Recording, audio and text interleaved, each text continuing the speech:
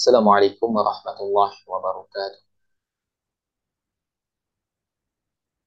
Innal hamdalillah hamdan katsiran tayyiban mubarakan fih kama yuhibbu rabbuna wa yarda.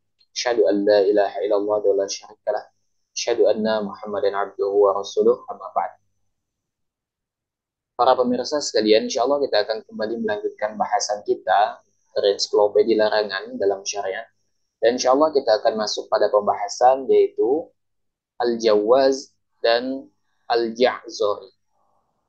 Al-jawaz dan al-ja'zori. Di sini Syekh Talawi menukilkan satu dalil berkaitan dengan masalah ini. Bahwa Nabi SAW bersabda, La yadkhulul jannatal jawazu wal ja'zori. Tidak masuk surga al-jawaz dan al-ja'zori. Ia tidak akan masuk surga orang yang sombong dan kasar. Dan al-jawaz itu, ya, dia masuk dia sombong, berbangga diri, ya, atau dia angkuh dalam berjalan begitu, angkuh sombong dalam berjalan. Sedangkan Al-Ja'zori itu masuk dia orangnya berperangai keras dan orangnya itu keras kepala begitu. Jemaah yang dimuliakan oleh Allah Subhanahu wa taala, yang pertama akan kita bahas adalah berkaitan dengan masalah al-jawaz.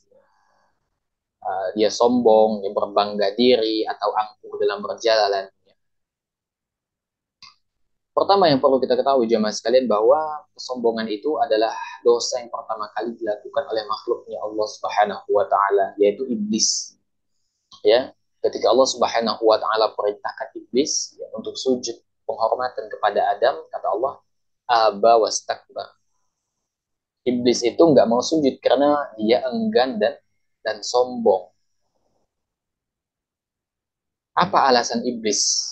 Kenapa dia merasa dia itu lebih baik dari Adam? Apa kata iblis? Ya, khalaqtani min nar wa khalaqtahu min tin. Engkau ciptakan aku dari api, kata iblis. Sedangkan Adam engkau ciptakan dari tanah.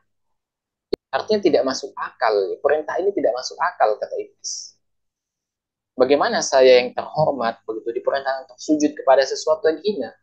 Di sini iblis menggunakan logikanya untuk membantah perintah Allah Subhanahu wa taala. Jangan sampai kita menjadikan logika kita sebagai sarana untuk membantah perintah Allah Subhanahu wa taala. Jangan sampai kita menjadikan logika kita sebagai media untuk membantah perintah Allah Subhanahu wa taala. Berapa banyak orang yang mengingkari syariat Allah Subhanahu wa taala. Berapa banyak orang yang mengkritisi pada mereka muslim. Mereka mengkritisi syariat Allah Subhanahu wa taala berangkat dari logika mereka. Karena mereka tidak bisa menalar, akhirnya apa yang terjadi? Mereka tolak perintah Allah, yang mereka kritisi syariat Allah. Akhirnya apa? Mereka menjadi pelopor kesesatan. Berapa banyak kemudian orang yang mengingkari keberadaan Dajjal? Berapa banyak kemudian orang yang mengingkari surga dan neraka karena tidak bisa diindra dan tidak bisa dilogikakan? Maka hati-hati di dalam menggunakan logika. Jangan sampai logika kita ini justru menjerumuskan kita dalam kesesatan. Karena banyak orang yang tersesat berangkat dari berlebihan di dalam menggunakan logika mereka. Ya, artinya apa? Ketika perintah Allah itu sudah final, maka kita terima. Sami'na wa ata'na. Bukan malah kita melakukan kritisi, bukan malah justru kita membantah, atau bahkan lebih parahnya menakwil. Ya. Maka kita ikutkan saja. Logika kita, ya, itu ikut saja dengan wahyu. Jangan sampai menyelisihkan antara logika kita dan wahyu begitu. Nah, ya. Jadi dosa yang pertama kali dilakukan oleh makhluk Allah, ya, yang dilakukan iblis itu adalah kesombongan, di mana ia membantah perintah Allah Subhanahu wa taala dengan logika. Ya. Jemaah yang oleh Allah Subhanahu wa taala, ya. Perlu kita ketahui bahwa sombong itu ada dua jenis. Sebagaimana hadis Nabi SAW, Inna Allah jamilun yuhibbul jamal. Al-kibru batarul haqqi wa ghamdun nas. Allah itu indah ya, dan menyukai keindahan. Sombong itu kata Nabi SAW ya, al-kibru batarul haqqi wa ghamdun nas. Sombong itu adalah menolak kebenaran ya dan merendahkan orang lain. Ini diriwayatkan oleh Muslim ya. Jadi sombong itu ada dua. Yang pertama adalah menolak kebenaran. Betapa banyak orang yang menggunakan logikanya, menggunakan akalnya dalam rangka menolak kebenaran. Mereka mengingkari kebenaran yang disampaikan atau nasihat yang kita berikan, dia enggan untuk mendengar dan menerimanya. Maka orang seperti ini adalah orang yang sombong. Sombong kepada siapa? Kepada Allah Subhanahu wa taala. Kenapa demikian? Ketika kita sampaikan dalil, ketika kita sampaikan kebenaran, dia menutup telinganya. Dia nggak mendengar sama sekali terhadap nasihat yang kita sampaikan. Maka dia termasuk orang yang sombong. Dia sombong kepada siapa? Bukan sombong kepada kita. Dia sombong kepada Allah Subhanahu wa taala sebagaimana yang dilakukan iblis ketika dia menolak perintah Allah untuk sujud kepada Adam. Itu adalah sombong. Dan sekaligus di sini iblis juga jatuh dalam merendahkan Adam. Ya. Jadi iblis itu dia seolah-olah dia jatuh dalam sombong yang powerful, sombong kekuatan penuh, ya, di mana dia menyatukan dua kesombongan sekaligus. Dia menolak perintah Allah, kemudian dia merendahkan Adam alaihissalam. Ya. Nah, jadi sombong itu ada dua macam, menolak kebenaran ya, dan meremehkan manusia. Ya kita rendahkan manusia, kita menganggap bahwa dirinya lebih baik, ya lebih lebih dari orang lain, ya lebih berwawasan luas, sedangkan orang lain itu berada di bawahnya. Dia menganggap bahwa dirinya itu superior, yang lain itu inferior. Itu dia akhirnya yang jatuhnya merendahkan manusia. Ya, kalau orang sudah merasa superior ya, dan orang lain inferior, maka kadangkala akan sulit menerima kebenaran. Karena dia merasa apa yang dia katakan, apa yang dia yakini itu satu-satunya kebenaran. Padahal ternyata keliru. Ya. Maka jangan sampai kita jatuh dalam kesombongan, baik menolak kebenaran atau merendahkan orang lain. Kadang-kala juga sebagian orang ada ketika kita ingatkan bahwasanya ini kesyirikan, ini bid'ah. Mereka nggak mau dengar. Kenapa? Ini kan ada, ya. Ini kan boleh-boleh saja. Saya nggak mau meninggalkan adat kita. Jangan sampai agama kita justru menghapuskan adat kita. Bahkan ada juga yang mengatakan bahwasanya, ya, apa namanya, mereka lebih mendahulukan adat ketimbang syariat. Artinya ketika diingatkan bahwa ini syirik, ini bid'ah, mereka nggak mau dengar. Mereka nggak mau dengar, lalu mereka lebih mengedepankan keinginan mereka untuk melaksanakan apa yang sesuai dengan hawa nafsu mereka. Ya, maka ini adalah orang yang sombong. Maka ini adalah orang yang sombong. Maka lebih parahnya mereka melakukan fitnah kepada orang yang menyuruh kepada tauhid, menyuruh kepada sunnah. Ya. Maka ini lebih luar biasa lagi, lebih luar biasa lagi tindakan mereka begitu. Ya. Selain mereka menolak kebenaran, mereka juga menjauhkan manusia dari kebenaran. Maka ini fatal. Allah Subhanahu wa taala juga berfirman, "Innahu la yuhibbul mustakbirin." Allah itu tidak menyukai orang yang menyombongkan diri. Jadi Allah Subhanahu wa taala saja tidak menyukai orang yang menyombongkan diri apalagi manusia. Betapa banyak orang yang kadangkala menjengkelkan kita berangkat dari kesombongan yang mereka lakukan. Akhirnya ia dijauhi manusia, dia dicela manusia, dia dicemooh manusia berangkat dari kesombongan mereka. Dan berapa banyak orang yang ya biasa-biasa saja, tapi karena mereka rendah hati, mereka dicintai manusia karena ya mulianya akhlaknya, tutur katanya itu senantiasa menyejukkan orang yang mendengarnya. Maka Allah Subhanahu wa taala mencintai orang yang ya, orang yang merendah, tidak mau meninggikan dirinya, dan Allah Subhanahu wa taala tidak menyukai, artinya Allah membenci orang yang menyombongkan diri. Ya, maka jangan sampai kita jatuh dalam perbuatan di mana Allah Subhanahu wa taala membenci pelaku. Ya, baik itu menolak kebenaran atau meremehkan atau merendahkan manusia begitu.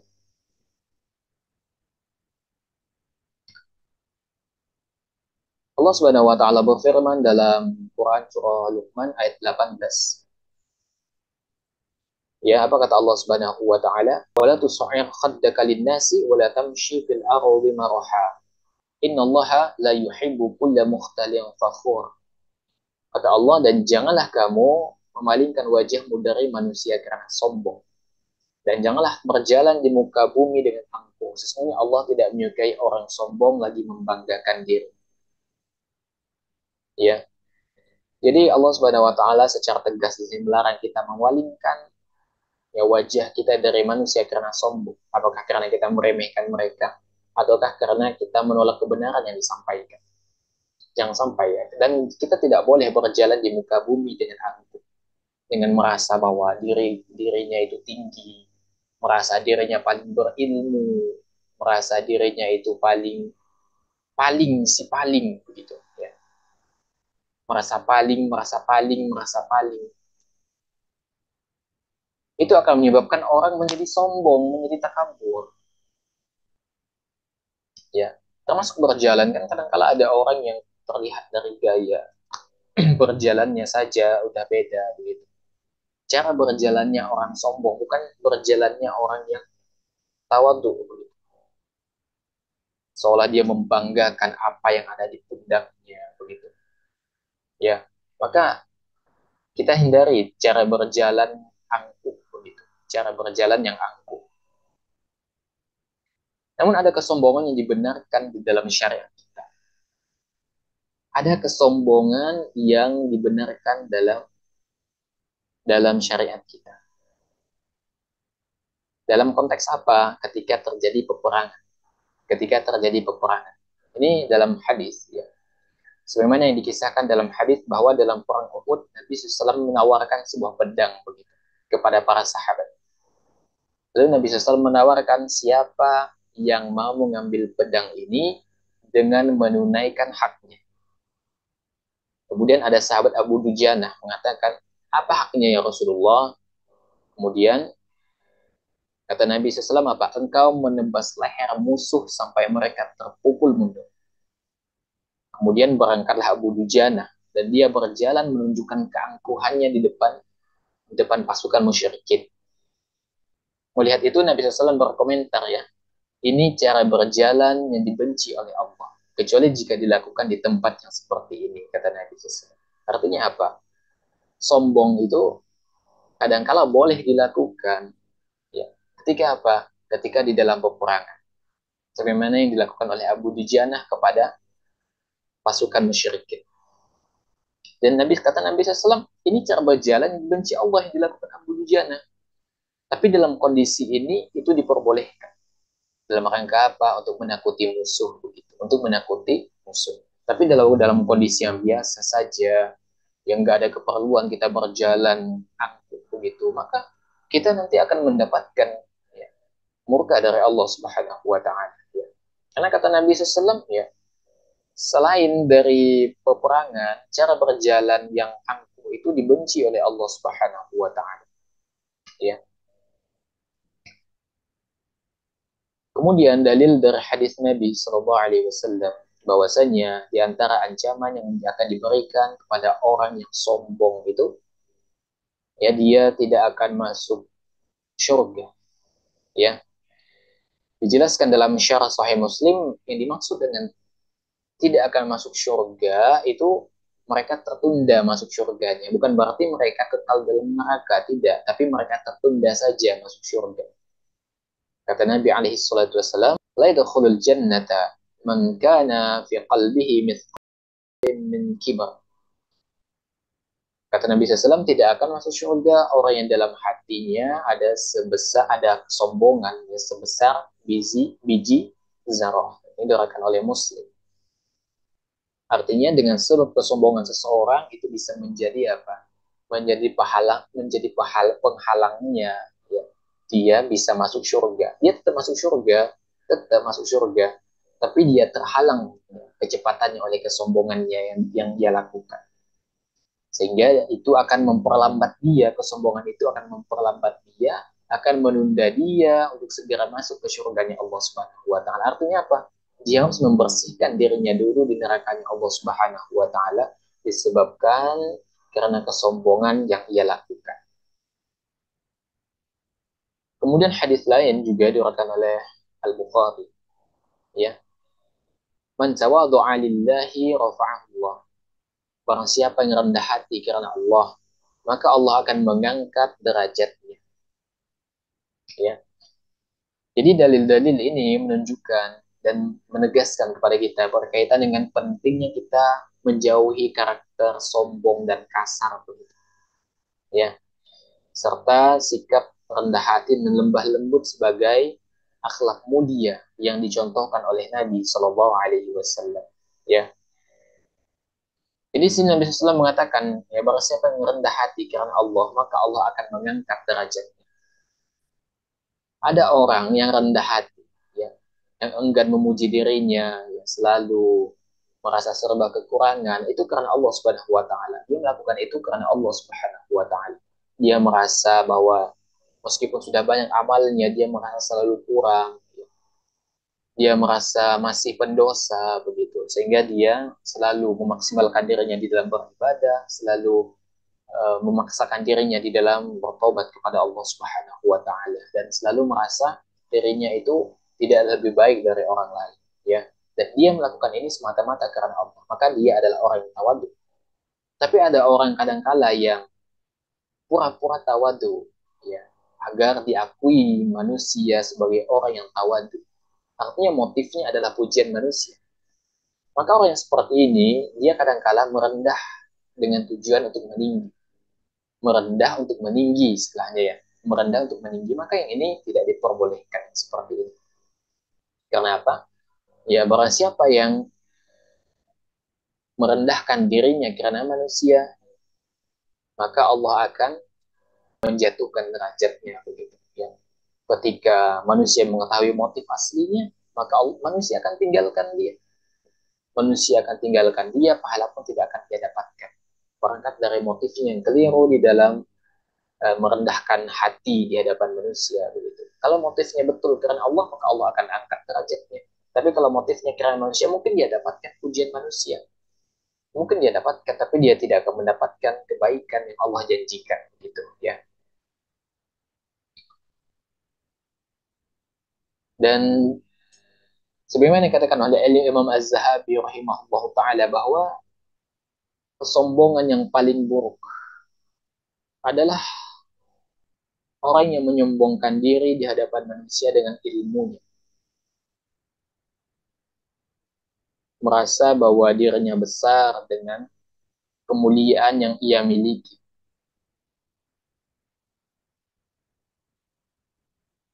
sehingga dia merasa sombong atas apa yang ia miliki.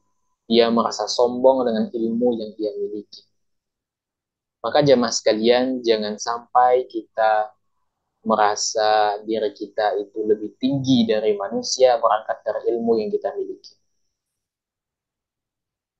Dan perlu kita ingat bahwasanya hendaknya kita manfaatkan ilmu kita dalam rangka untuk memberikan petunjuk kepada manusia, untuk mengajarkan manusia kepada kebenaran, untuk mengajarkan manusia bagaimana cara hidup yang benar.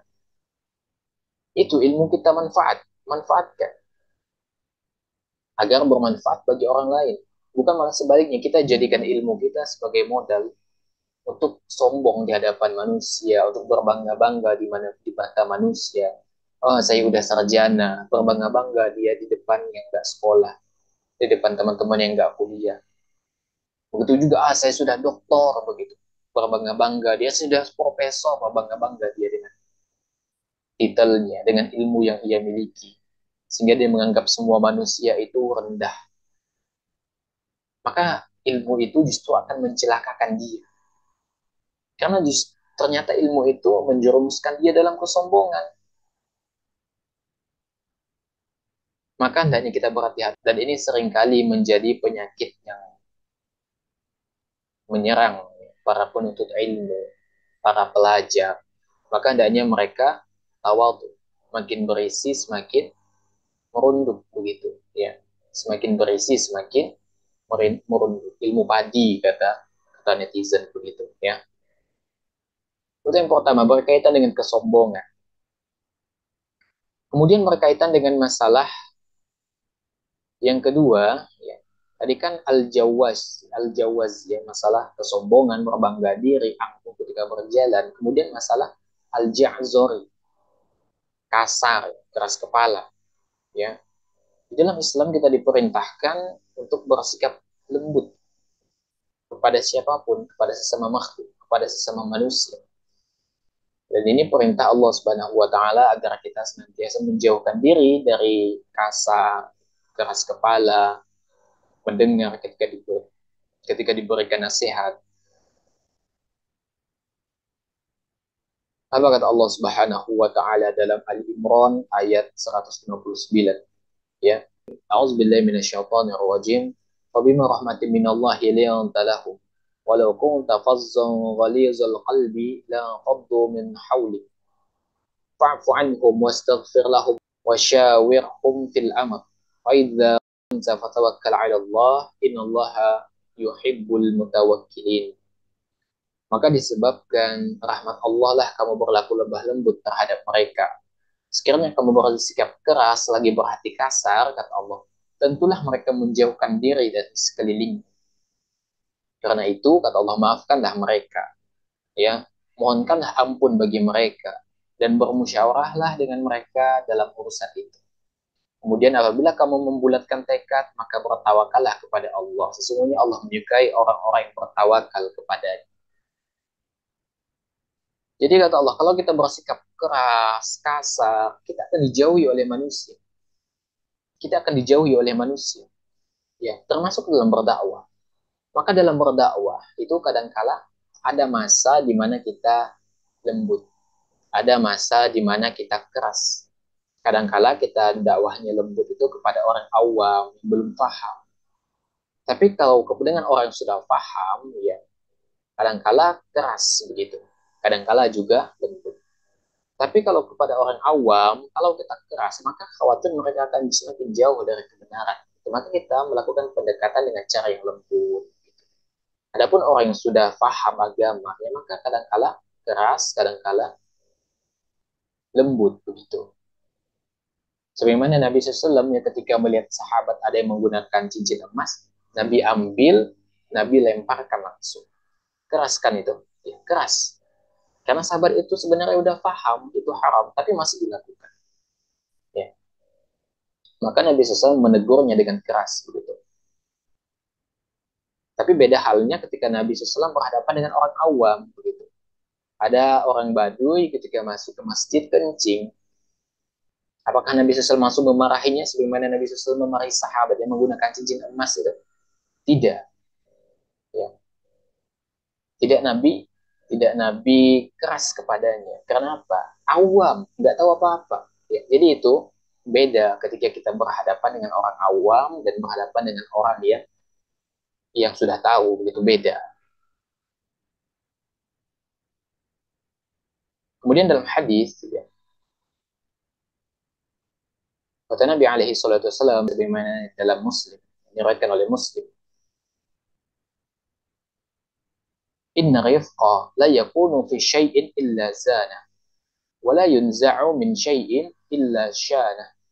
Sesungguhnya kata Nabi SAW, kelembutan itu tidaklah ada pada sesuatu kecuali ia akan menghiasi. Dan tidaklah kelembutan dicabut dari sesuatu kecuali akan memperburuk. Ini dua kata dari Muslim. Artinya apa? Ketika kita mempunyai karakter lembut dalam hal apapun, maka kelembutan itu akan menghiasi kita, indah di hadapan manusia. Namun sebaliknya, ketika kelembutan itu dicabut, artinya kita mulai kasar, maka justru itu akan semakin memperburuk.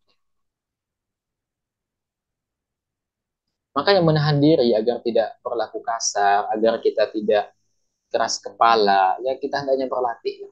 Kadang-kala ini berat ya, ini berat memang.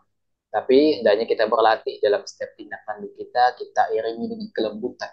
Karena kata Nabi SAW, tidaklah kelembutan itu diiringi pada sesuatu kecuali ia akan menghiasinya. ya, sehingga orang akan mau mendengar, mau mengikuti berangkat dari kelembutan yang dicontohkan begitu, ya. Kemudian dalam hadis lain diriwayatkan oleh Al Bukhari dan Muslim, Inna Allah rafiqun yuhibbu rifqa fil amri kulli. Ya, kata Nabi SAW, ini dari Aisyah ya. Sesungguhnya Allah itu maha lembut dan menyukai kelembutan di dalam segala urusan. Ini diriwayatkan oleh Al Bukhari dan Muslim. Maka Allah Subhanahu Wa Taala mencintai, Allah itu maha lembut, ya. Dan Allah mencintai kelembutan dalam segala urusan.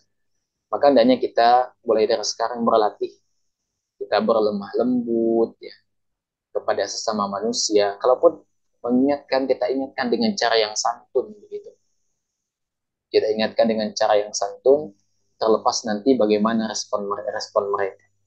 Tapi mengingatkan mereka dengan cara santun, ya kita ingatkan, ya dengan cara yang baik, ya berkaitan dengan cara penerimaan atau respon mereka, maka itu urusan yang lain.